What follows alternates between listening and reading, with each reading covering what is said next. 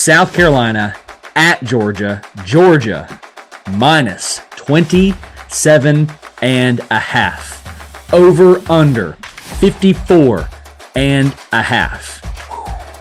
Little high, in my opinion. Vegas is doing a little bit of a reach, but as the saying goes, Vegas knows something that we don't. What do you think that is? Man, I don't know what this one really gets me. I'll tell you that. This one really gets me.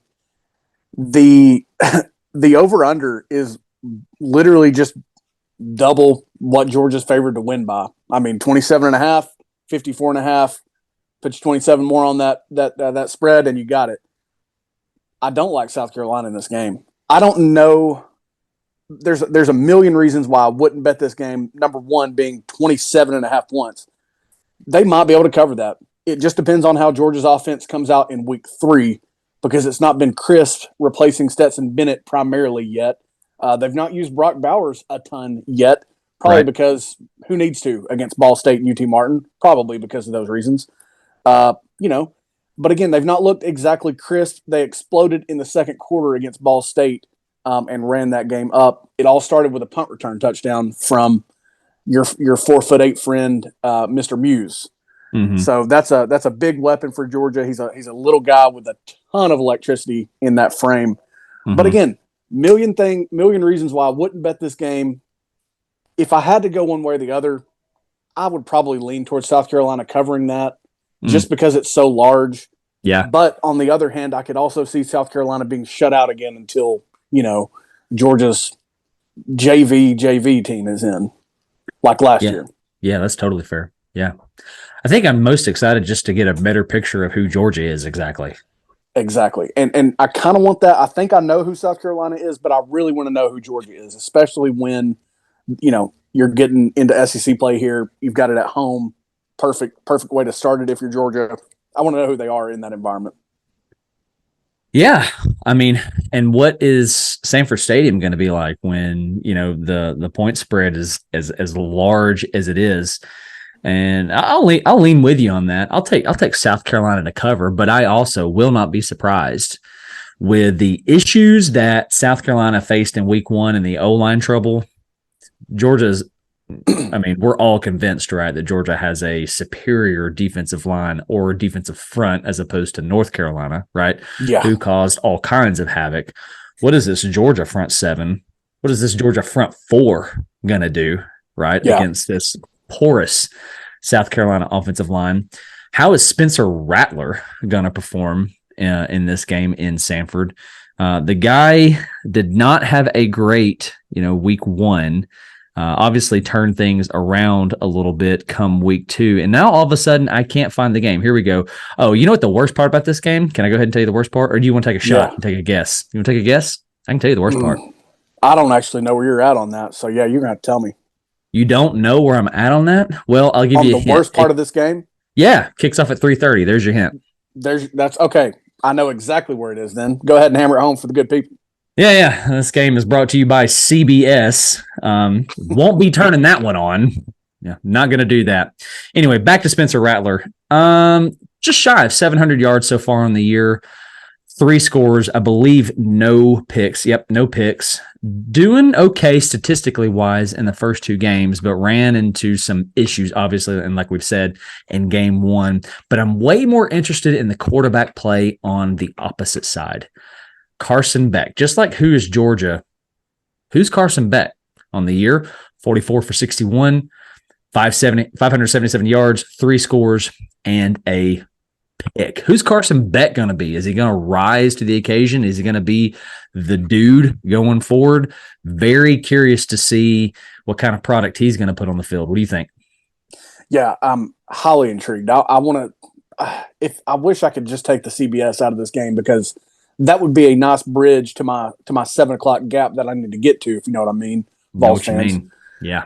That would really, really do me a lot of good in knowing what happens in UT Florida is being able to watch this game. I just don't know how much Gary D I'll be able to handle. But yeah, I want to know about Beck. What kind of chemistry does he actually have with these receivers? You just gave us the numbers. They're not bad. 72.1 completion percentage only 3 touchdowns, no big deal. They're not doing much against UT Martin and Ball State that they're probably going to be able to do, the rest of the year. Are they going to continue to split carries the way that they're doing? What's up with Dejon Edwards for that matter? What's going on with him? And then with Bowers and surely he does, but does Beck have the same chemistry, the same reliance upon Bowers that Stetson Bennett had for so long? It was only 2 years, but it's felt like 10 years already with just how dominant of a player Brock Bowers is. So yeah, I'm right there with you. I want to know those things. Does South Carolina have anything they can do defensively to, I guess, just to stymie Georgia for more than a few opening series? You know what I mean? Because how mad would you be if you bet Georgia to cover 27.5? And again, I could totally see this being a 24-27-0 outcome. That sounds good to play to Vegas's hands, but I could totally see it. Yeah. And just how furious are you if you put more than a couple dollars on Georgia covering 27.5 and that happens? Yeah, no kidding. No kidding. My question that I want to ask is, what does South Carolina have to do in order to pull this upset? And I just don't know that you have the Jimmies and the Joes. You can do some X's and O's things, but in order to beat a team like Georgia, you're going to have to beat them on the perimeter, beat them in one-on-one matchups. Xavier Leggett is a really nice, weapon for the Gamecocks. Yeah. But what do you have to do? I think you're going to have to move the pocket. They're going to have to throw some. I don't mean misdirection. I don't mean counter stuff, because I think Georgia's just going to meet you at the point of attack. I don't think that stuff is going to work. You're going to have to move the pocket and so a lot of rollouts. If Georgia comes out uber aggressive, screens, draws, stuff like that. But I think most importantly, what you're going to have to do is win the 50-50 balls. And that's something that Xavier Leggett can do, right? I like that. Yeah. But which raises the question, where's Juice Wells? Yeah. 1 catch on the year, 5 yards on the year. Where's this guy at? Yeah. I mean, and you just stole that right up. That was the next question I was going to hit you with. Where's he been? Where's he at? Is he been hampered? Is he good to go? You know what I mean? You bring in, again, we've talked about this for so long, going back to Jaheim Bell not being utilized properly there. Will they do more with Trey Knox than his 3 for 29 on the year with a long of 15?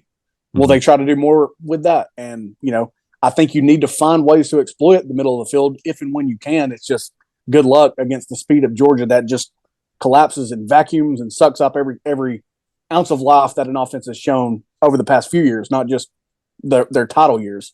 So what can you do? I'm right there with you. I don't have many ideas for what they could try. Rattler's been really clean with the ball, like you mentioned, with the touchdowns and 0 interceptions, but he's been beat to death to the tune of 9 sacks already on the year. Yeah. And if he doesn't take 5 or 6 sacks come Saturday, that's almost a win, as lame as that sounds, for South Carolina. For sure.